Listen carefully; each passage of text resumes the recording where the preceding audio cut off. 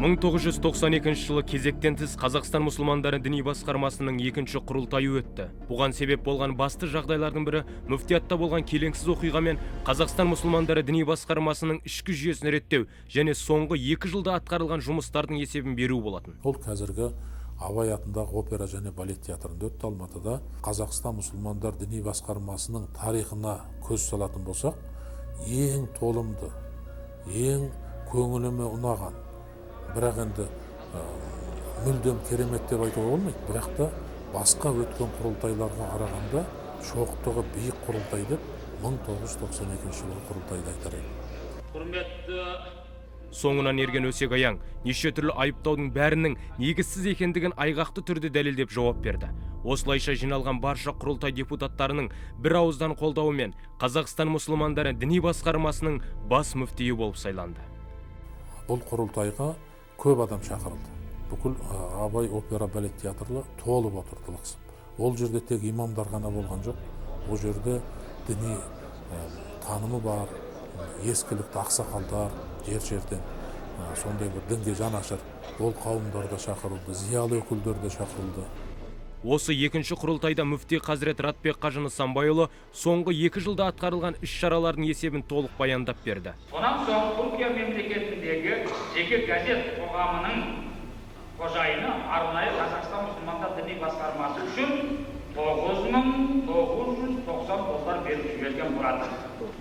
Ол біздің валюталық есеп шотымызда сақтаулы тұр. Сол ақшаны берген адам мынау. Ал енді кейінгі кезде қарасаңыз, қанша миллиардтаған қаражаттар келіп жатыр. Садақадан, қайырымдылықтан, зекеттен. Олардың есебін жария түрде беріп жатқан Қазақстан мұсылмандар діни басқармасының басшыларын, болмаса жаңағы құрылтайын көрген емеспіз. Енді мүфтиятта жаңа кезең басталды. Күн тәртібінде кезек күттірмейтін шешілуі тиіс, өте маңызды діни мәселелер қозғалып тұрған болатын. Осы 1992 жылы Қазақстанда тұңғыш рет Ислам институтының түлектері бітіріп, жаңадан қызметке тағайындала бастады. Өз елімізде діни білім алып шыққан мамандар имандылық бағытында атқарылып жатқан жұмыстарға үлкен серпіліс бергені ақиқат. Қазақ елінің тарихында алғаш рет 1993 жылы егеменді еліміздің көк туын желбіретіп, өз төл құжатымызбен қажылыққа сапар шегу мүмкіндігі туды. Кеңес заманында қажылердің барлығы Москва арқылы ұшатығын, Москваның рұқсатымен ұшатығын. Сол сапарға шығарда Нұрсұлтан Әбішұлы Назарбаев өзі келіп, ақ батасын беріп, шығарып салды. Ол қажылерді мен басқарып бардым. 300 адам бардық. Бұл қазақтың тарихында тұңғыш алтын әріппен жазылып қалатығын оқиға. Бірінші рет қазақ халқының қазақ паспорты менен, қазақ туы менен, қазақ ұраны менен бірінші ұшуы осы еді. Әлемдік деңгейдегі діни саладағы жағдайлардан жан-жақты хабардар мүфти Қазірет Ратбек Қажы Нысанбайұлы дін саласындағы жұмыстарды бірнеше бағытта дамытуға тырысты. Нақтырақ айтсақ, жеделдетіп кадрлар, діни мамандар тәрбиелеу, оқу-ағарту жұмыстарында жаңа оқу бағдарламаларын әзірлеу, шетелдердегі танымал діни жоғары оқу орындарында жан-жақты білімді, білікті мамандар даярлау, теолог ғалымдар әзірлеу бағыты қолға алынды. Ал енді шетелге шығарда әуелі өзім барып көремін. Мәселен, Алиасқар университетінде барғанда, Алиасқа мынау Египеттің дін министрі Мұхаммед Али Махшуб менің достым болған. Онымен кеңесіп отырып өрде, әгерде Қазақстаннан келген балдар бір толқып сөйлейтін болса, болмаса оқимай жүрген болса, болмаса басқа іске араласатын болса, сол күні маған хабар беріп, оқудан айдайтын қып шарттасқанмын мен. Мәселен, Пакистанда 12 күн арладым мен. Әбден аралап болып, 12 Пакистанға 20 бала жіберді. Олар барғаннан кейін бір-екеуін жазып көрсетіп, сол күні айдаттырдым мен. Ол уақытта бізде мынандай уахабист, сахабист деген болған жоқ. Олар тек оқумен болды. Сол сияқты еш уақытта мен бұларға еркіндік берген емес. Ол уақытта менің уақытымда басқа жерде менің рұқсатымсыз оқыған жоқ. Айтып кететін нәрсе, ол кісі бірде-бір Қазақстанның азаматын Сауд Арабиясына немесе басқа вахабизмді мемлекеттік дін ретінде ұстаған елге жібермеді. Біз 30 бала 93 жылы 20 желтоқсанда сол Мысыр Араб еліне Әл-Азғар университетіне аттандық. Дайындық курсында ұстаздарымыз не орысша білмейді, тек қана арабша сөйлейді. Ол жаңағы дәрісте бізге арабша дәріс береді, біз оның бір сөзін де түсінбейміз, не деп жатқанын. Осындай қиыншылықтар болды. Сол кезде оқимын деп барған біраз балалардың оқуға деген ниеті өзгере бастады. Біз сол жерге барғанда естідік, оқу жүйесі деген ұзақ екен. 3 жыл дайындық курсында оқисыздар, 3 жыл жаңағы техникум оқисыздар, 4 жылдан кейін тағы 4 жыл университет оқисыздар. Қазақстандағы оқу орны 4 жылдан аспайды. Жаңағы санасақ 12 жылдан да асып кетеді екен. Соны естіген кезде балалардың біразы жоқ, елге қайтамыз деді. Бітірген кезде 2 бала бітірдік. Жаңағы 30 баладан. Жаңа Ибадуллаев Сәбит деген араб тілі факультетін таңдап, араб тілі факультетін бітірді. Мен сол шариғат және заң факультетін таңдадым. Қандай да қиындықтар болсын, сол қиындықтарды жеңіп бітірдік. Бірақ өкініштісі, жаңағы 30 баладан 2 бала бітіру, бұл енді біздің Қазақстанға үлкен бір шығын. Өйткені сол кезде дінді терең меңгерген азаматтар жоқ болды. 90 жыл алғаш демократия келгеннен кейін, сол кездегі Қазақстанның қазысы алғашқы муфтиі Ретбек Қажы Нысанбайұлы Монғолияға ресми сапармен барады екен. Дәл сол кезінде мен өз басым 18 жастамын. Мына діни басқарма құрылмаған, Монғолия мұсылман қоғамы құрылмаған, ол кісіне тел қоғамы дегендер қабыл алып, өзінде алғаш діни басқарма құрылып жатса да, өзінде медресе болмай алғашқысын ашып жатса да, өзінің қазақ азаматтары соған сыйыспай жатса да, Монғолиядағы аттөбеліндей азғантай ағайындардан 4 баланы алып оқытайын деп ол кісі уәде беріп қайтеді екен. Бұл енді алғашқы біздің ұстазымыз, бұл Ретбек Қажының еңбегі орасан зор. Біз ол кісімен мақтан етіп тұтамыз. Сол кезде көзімізді ашып, Моңғол еліне дін исламның тарауына үлкен себепкер болған сол қазақ елі. Менің ойым, алған ашқаннан бастап, оқуды бастап, үлкен нағыз діндар, нағыз отан сүйгіш патриот имамдар дайындау бұрыннан арман еді. Ол имам бір басқа, дінді жақсы білу бір басқа, және патриоттық оның ішінде. Өзі хуббул ватан минал иман дейді хадисте. Отанды сүйген адамның иманы болады деп отыр. Отанды сүймеген адамда иман. Өзі шариғаттың өзінде, хадистің өзінде айтып отыр. Біз отанды сүйетін діндар, дін қызметкер имамдар шығару керек еді бізге.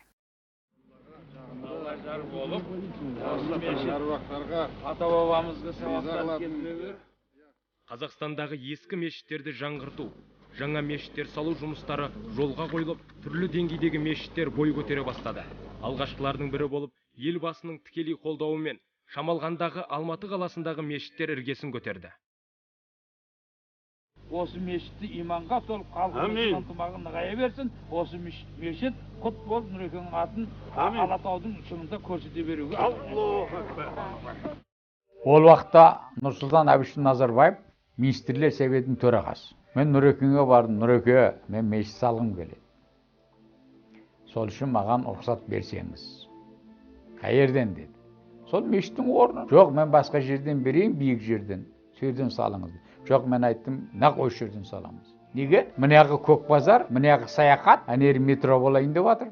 9 жолдың торабы, сөйден берсеңіз. Мақұл деп, қолын қой. Бірақ ақшаң бар ма деді. Немен саласыз деді. Мен айттым, Нұреке, Қазақстанда 10,5 миллион мұсылман бар. 1 сомнан берсе қанша болады дедім. Ол уақытта 1 рубль $2 тұрады. Болады деді, шарт қол қойып берді. Оны алып алған екен, Нұреке, бұл кварталды босаттырып берің маған. Сонда 30 барак бар екен, 30 үй, майда-майда. Оны кейін вечерний мектеп бар екен. Вечерний мектепті тез көшірттік, жығылайын деп жатыр дегізіп. Ана 30 үйді жылына 10 үйден бергенде 3 жылға созылды. Ол кварталды босады. 3 жылда 30 үйді босатып болды. Енді жақсылап бастаймыз деп тұрсақ, бұның астынан кабель өтіп. Ол кабельдің рұқсатын Москвадан алу керек екен. Ол секретный военный екен. Москваға жазғаннан кейін 1,5 жылдан кейін жауап келді. Одан келгеннен кейін бұлардың ағанша тағы 1 жыл өтті. Ал енді оның барын алып болғаннан кейін канализация деген нәрсе. Оны жүзді керек бар. 10 жыл жүзді. Енді топырақтарын барын есептетіп, енді бастап, Құда қаласа бастаймыз деп тұрғанда инфляция деген нәрсе келді да. Отырдық та қалдық. Жаңағы жиған ақшамыздың күші кетіп, көбік болып қалды. Енді бұл бастау қиынға айланатын болды. Содан кейін мен Нұрекеңе айттым. Нұреке, бізге 50 миллион ақша бересіз. Ал заң бойынша бұлар беруге хақысы жоқ. Дін мемлекеттен бөлінген. Оны сіз білесіз, Қажыгелді біледі, мен білемін деді. Соны бастап сала бастадық. Түркістанды салсақ, Ақсақ Темір салған дейді. Арыстан бабы айтсақ, Ақсақ Темір салған дейді. Ал енді қазақтың өзінің салған, қолынан салған еш нәрсе жоқ. Сондықтан қазақтың балдары мен қазақтың қыздарын қолымен салды.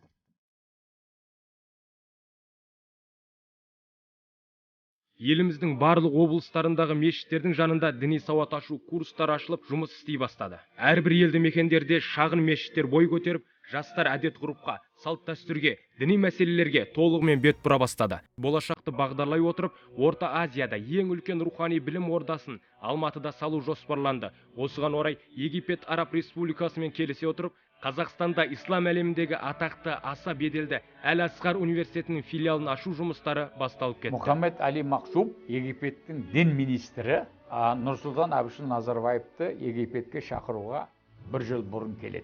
Ол мынау Құрманғазы менен Пұрмұнттың бойындағы қонақ үйінде жатады. Кешке мен жұмыстан келгесін ол шақырып алады. Екеуміз отырып өте көп әңгіме қылғанда мен айттым: біздің бабамыз Az-Zahir Биварс орта ғасырда сендерді билеп, сендерге көп үлес қосты. Ал енді сендер, біз жаңадан дінімізді қайтадан жаңғыртып атқан уақытында әлемге 1100 жылға жуық тарихы бар Әл-Асқар университетінің филиалын бізден ашсаңдар, 16 мемлекеттің ортасында тұрған Қазақстаннан дінің өте жақсы тарқайды. Сол үшін осыны картаға қарада ертең маған жауабын бер деп кешке кеттім. Сұлтан Бейбарыстың кесенесіне біздің елден мәрмәр тас жіберілетінін және келісім бойынша биыл 25 адам діни оқуға баратынын мәлімдеді. Звондап таңды намазды екеуміз бірге оқимыз деп шақырып алды. Сонан өте дұрыс айттыңыз, осыны істейік деді. Мен барып Мұхаммед Хұсни Мұбаракқа толық жеткіземін. Кейін Нұрсұлтан Әбішұлы Назарбаев шақырғанда мен де шақырды қосып. Барған уақытында Мұхаммед Хұсни Мұбарак келіп, Нұрекен екеуміздің қолымызды алып тұрып, Нұреке бізге жер берің. Ақша менен болады, университеттің қаржысын мен төлеймін. Ал енді мен Қазіретті 90 жылдан білемін. 90 жыл менің үлкен наградымды алған. Осы университет салуға рұқсат етіңіз деп, сөйерде біз ақ батасын екі патшаның алдық. Сөйтіп, осының барын салдырған бірінші Мұхаммед Али Мақсум пенен екеуміздің еңбегіміз. Оны кейін маған бұлар қабылдаңдар деді. Кейін мен айттым, жоқ, толық бітірмесеңдер қабылдамаймын дедім. Соның толық бітірмей тұрған уақытында мен мүфтилықтан кеттім де, негізге мен ашқан уақытында Нұр Мұбарак Ислам университеті. Мұбаракты Нұрсұлтан қойды, Нұрын Нұрсұлтаннан сұрап мен қойдым. Сөйтіп Нұр Мұбарак қойған менмін. Нұр Мұбарак университеті құрылудың алдында негізі Қазақ Ислам тану институты деп құрылатын болған. Ондай да бір жоба болған. Мына Нұр Мұбарак университетінің құрылуына негіз салған біздің Ратбек Қажы Нысанбайұлы болатын. Оның құрылтайшысы Қазақстан мұсылмандар діни басқармасы болу керек болатын. Мысыр жағынан Мысырдың сол жаңағы муфтияты болу керек болатын. Сондай шешім қабылданған болатын. Алайда жаңа муфтиіміз Абсаттар Дербісалы келгеннен кейін бұл мәселені қайтадан қойып, үкімет тарапына көп көтеріп, ол кісі енді көп жылдар білім саласында жұмыс істегеннен кейін бұл мәселені тез шешіп тастаймын деп ойлады. Алайда бұл өте қиын мәселе. Себебі ол оқу орнының ислами білім ордасын тіркеу үшін діни сенім бостандық жөніндегі заңды әуелі өзгерту керек еді. Содан кейін барып қана білім министрлігі бұндай оқу ордаларына жаңағы лицензия, рұқсат құжатын бере алатын еді. Қазақстан мұсылмандары мүфтиятының бас мүфтиі Ратбек Қажы Нысанбайұлы тақсырға беріледі. Ассаламу алейкум. Бисмиллахир-рахманир-рахим. Алхамдулиллахи раббил аламин. Бүгінгі күні біздің Қазақстан Республикасында өте бір қуанышты күн болып тұр. Ол астанамыз жаңадан құрылып атқан Ақмолаға Қазақстанның гербі және туының Алматы қаласынан Ақмолаға көшуі құтты болсын және жемісті болсын, халқымызға барлық уақытта ынтымақ әкелсін демекпін. Ал енді осындай үлкен ата-бабаларымыз дүниеден өткен, солардың ұрпақтарымыз қысқаша бір Құран оқып, сол әруақтарды тербетсем, әгер рұқсат етсеңіздер демекпін. أعوذ بالله من الشيطان الرجيم بسم الله الرحمن الرحيم Астанамыздың рухын көтере беруге насип еткен болсын, бүтін әлемдегі әйгілі елге Қазақстан елінің аты таныла берсін. Амин демекшімін.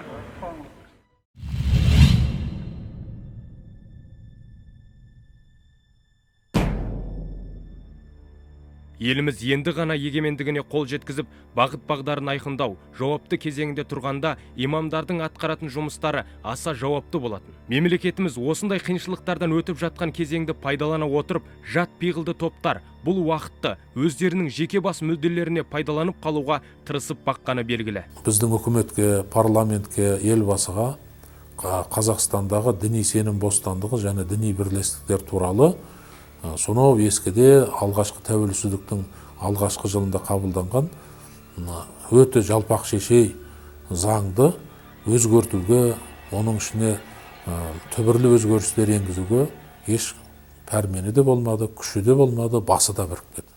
Сол себепті біздің дін саласындағы ең басты заңымыз ашық күйінде қалды. Елімізге шетелдерден түрлі діни ағымдар мен сан түрлі діни секталар үлкен қаржылар мен түрлі тәсілдермен келе бастады. Сол кезеңдерде мүфти Хазірет Ратбек қажы мен соңынан ерген жас буын имамдар руханият мәселесінде түрлі ағымдарға тосқауыл болуға тырысып бақты. Бас мүфти болған, төрағасы болған Әбсаттар Дербісәлінің кезеңіндегі жұмысқа қарайтын болсақ, әлбетте бұл кезең енді Қазақстанның мұсылман өміріндегі ең бір елеулі кезең деп айтуға болады.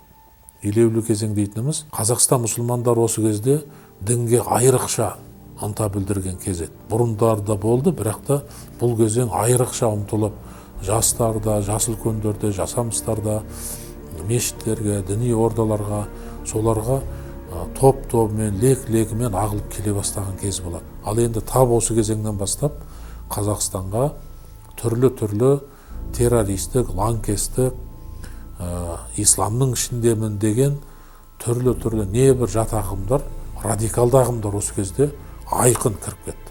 Ратбек қажының кезінде қорқып, үркіп жүрген ағымдар осы уақыттарда айқын бел көрсете бастады. Бірақ ол кезеңдерде қабылданған діни сенім еркіндігі деген заңнамада көп мәселеден аяқтан шалып кедергі келтіре берді.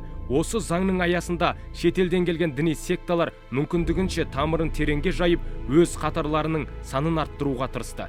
Және олар келіп, біздің үкіметтің мүшелері, премьер-министр, оның орынбасары, министрлер, соларды әулетімен азғырып, соларды өздерінің түрлі секталарына кіргізе бастады. Олардың өзі болмаса балаларын, туыстарын, жақындарын деген сияқты. Сол кездегі талаптарға сай еліміздің діни жағдайын реттеуге мүфтияттың алдына қойған өз мақсаттары мен ұстанған бағыты айқын болды. Ешқандай менің рұқсатымсыз шетелге шықпайды, барып оқығанды қабылдамаймыз біз. Өйткені біздің өзіміздің діни басқарманың кадрын діни басқарма шығару керек деген жолмен шығарып отырдық біз. Ал енді кейбіреулер астыртын басқа жаққа барып, басқа жолдармен шығып жүргендер болса, оны өздері білер, бірақ тікелей біздің жағынан шыққан ешнәрсе жоқ. Осы дінді оқимын деп атсалысқан жастардың біреуі Меккеге барып оқыды, біреуі Мәдинеге барып оқыды, біреуі Ливанға барып оқыды, енді біреуі Иранға барып оқыды, Мысырға барып оқыды, Түркияға барып оқыды. Жан-жақтан барып, сойтеуір шамалы кішкене мағлұмат алып келген жігіттердің барлығы келгеннен кейін әрқайсысы өзінше дінді уағыздауға көшті.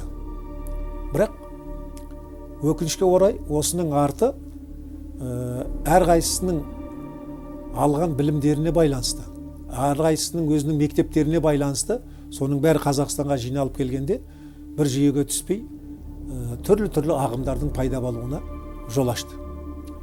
Яғни ағым қалай пайда болды, оның кітаптары да солай шыға бастады. Мынау аэропорттарда кірген кітапты біздер тексеретін қылдық. Аэропортпен немен келетігін болса.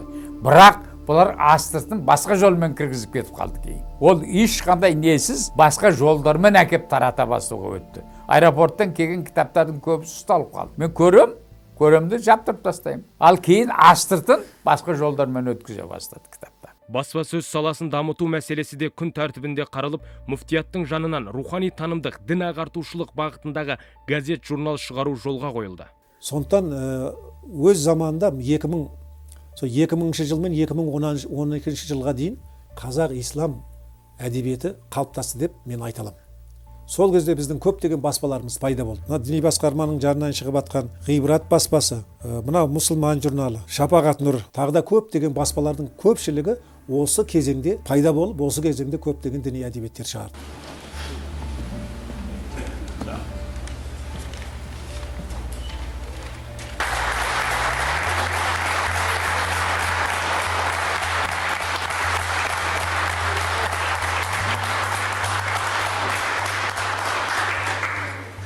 Assalamu alaikum muhterem cemaat.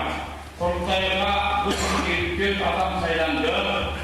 Onun için 447 adam қатысып. Бірақ дегенмен жұмыс болған соң кемшіліксіз болмайтын анық. Осы жағдайларда пайдалана отырып, сыртқы күштерде барын салып, түрлі жағымсыз кейіптегі ақпараттар жинап, тарқатып бағуға күш салды.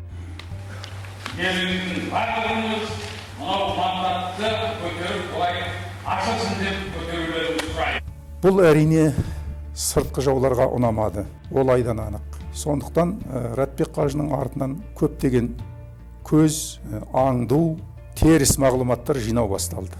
Осының арқасында ол кісінің пендешілік кемшілігін, басқа нәрселерді ішкі жауларының қолына көптеген мағлұматтар берді. Көп жағдайда мүфтиге кінә тағып, оны қаралап жатты. Әрине бұл жағдайдың бәрі қоғамға әсер етпей қоймады. Көп замай қалың бұқара халық арасында мүфтиге қарсы жағымсыз ой пікір қалыптастырды. Осының арқасында Қазақстанның ішінде ол кісіге қарсы топтар құрылды.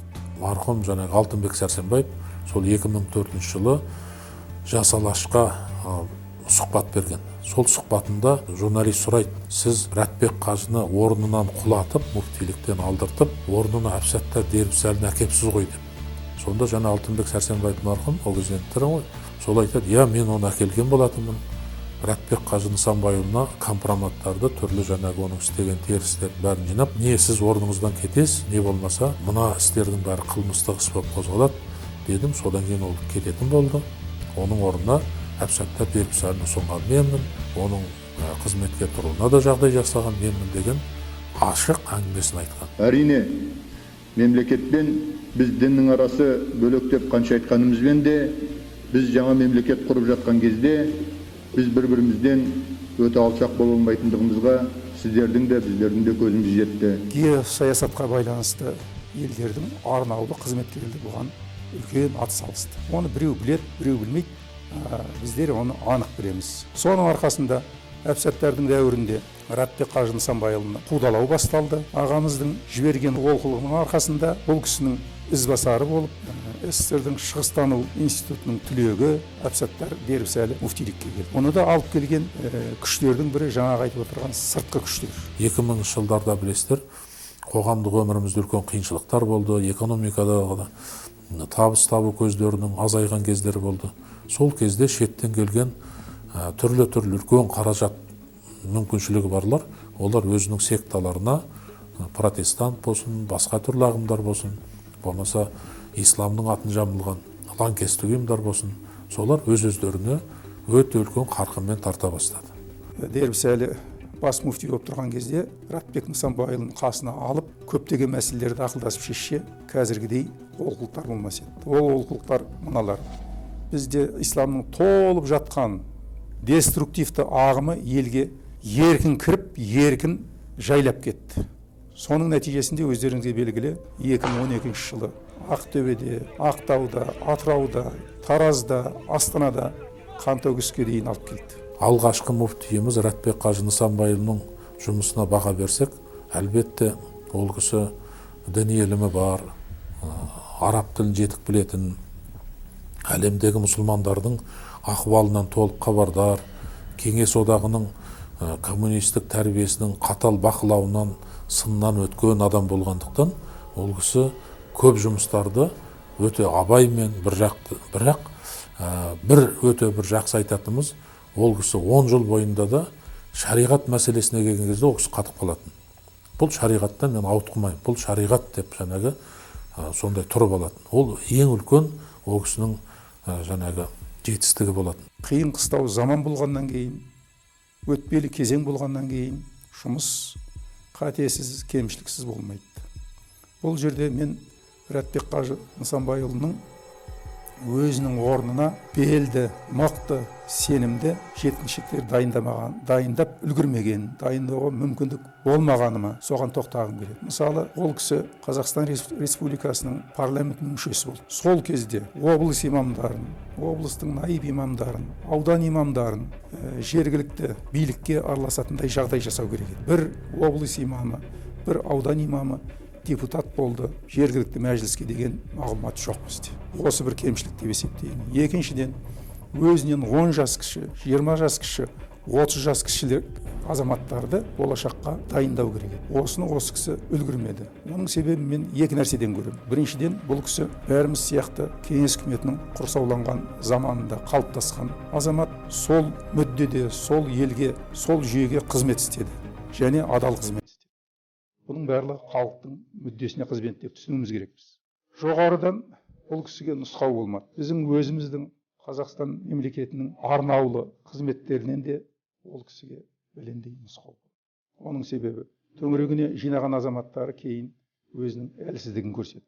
Осылайша 2000 жылы Қазақстан мұсылмандары діни басқармасының 3-ші құрылтайы өткізіліп, осы жиында Рәтбек Қажы Нысанбайұлын құрметті мүфти дәрежесінен зейнеткерлік демалысқа шығаруға шешім қабылданды.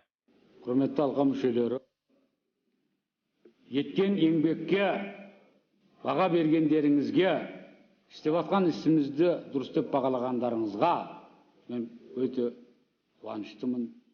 Рахметімді айтуға рұқсат етіңіздер.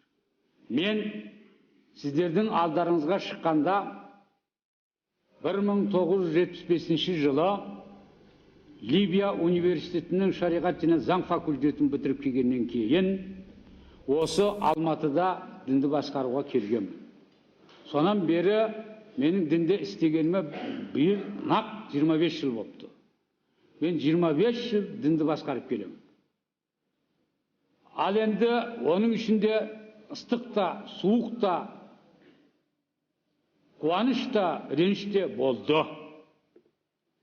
Мен халқыма, еліме істеген еңбектерімді қолынан келгенше, бірінші бір Алланың ризалығы үшін, екінші халқымның ризалығы үшін, үшінші дінімнің туыры болуы үшін мемлекетіме адал еңбек етіп келген адамдардың бірі шығармын деп ойлаймын. Бірақ менің сіздерге айтайын деп тұрған бір өтінішім, сұрауым бар.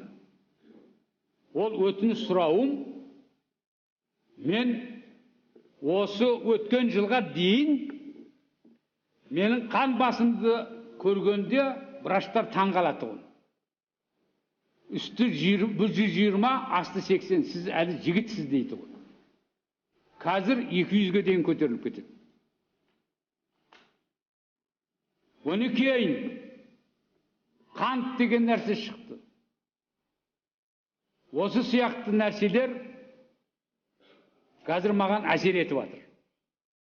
Сондықтан мен сіздерге осындай адал қызмет ететпін. Сіздер риза болдыңыздар. Қазіргі мандаттарыңызды көтергендеріңіз маған ақбатаңызды бергендеріңіз деп білемін мен. Осы ақбателеріңізді бергендіктеріңізге көп рахмет айта отырып, мен бүгіннен бастап демалысқа шыққым келеді. Ендігі менің сіздерден өтінетінім, осыны жақсы қабыл етіңіздер. Мен сіздерге ризамын. Ешқандай біреулеріңізге қата сөйлеген шығармын, біреулеріңізге бата сөйлеген шығармын. Ол енді жұмыс бабында болатығын іс. Өйткені бастық барлық адамға жағу мүмкін емес. Барлық адамды аппағым деу мүмкін емес. Біреуге жақса да жағады, біреуге жақпаса да жағады. Ал енді ондай менде қасиет болған емес. Өйткені мен шариғаттың үкімімен басқарып барғамын. Мен еш уақытта біреуге қиянат қылған емеспін. бірақ өзінің жұмысымен кеткендер бар, оның әрқайсының өзінің себебі бар. Ал енді осыдан менің өтінетінім, менің орныма болатұғын азаматты жақсылап қабылдап алуларыңызды сұраймын. Ал енді ақпателеріңізді беріңіздер маған, өз тілектеріңізді айтыңыздар, оған қарсылығым жоқ, бірақ маған рұқсат етіңіздер, амин демекші.